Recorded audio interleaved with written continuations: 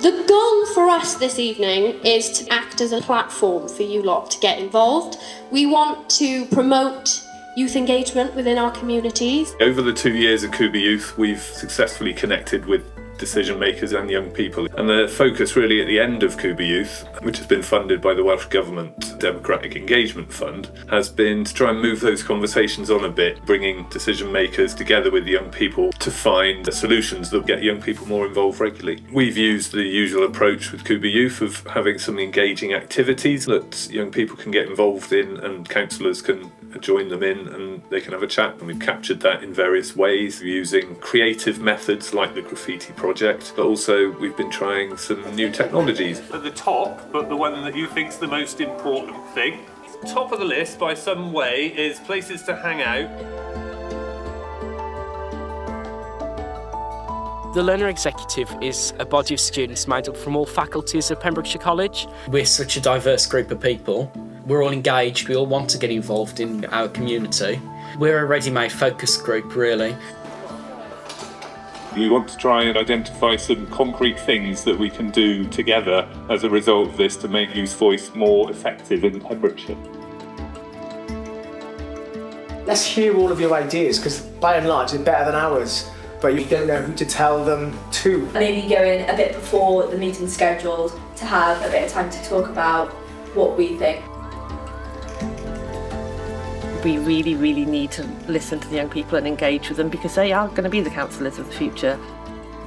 It can feel like no one's listening to us. Decision makers and politicians turn up, they'll nod their heads, they'll agree with you, but they won't follow through. Young people think that anybody to do with any sort of political anything, they think we're completely detached from reality. I don't think the young people think that they have a voice, and that if they did have a voice that maybe we wouldn't listen anyway. One of the barriers could be lack of proper spaces to discuss youth voice. You have to be face to face, you have to be social. And one person goes out and has a chat. Literally. No, just walk up, have like cookies and coffee in the evening or something. It's really important that we talk to the community, but especially young people.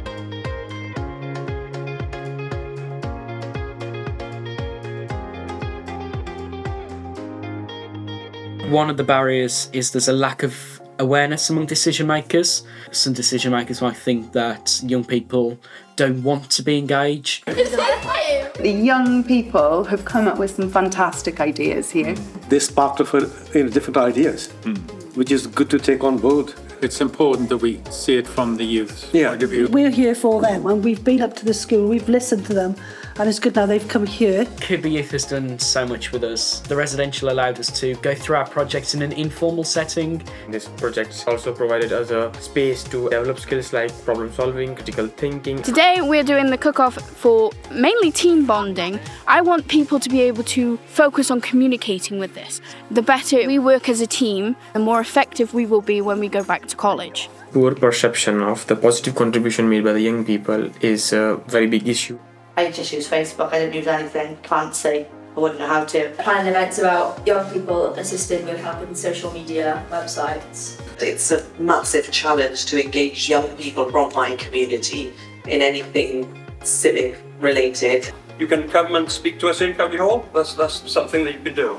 It's not just about inviting people to come to us. We have to do the legwork. We have to remember to look up and to reach out. To make sure that we listen and we actually enable and empower those young voices with a sustainable opportunity as we go forward. Working together with the likes of Tom leading the Cuba Youth Project is absolutely critical to facilitate that. Another barrier a lot of young people have is a lack of time.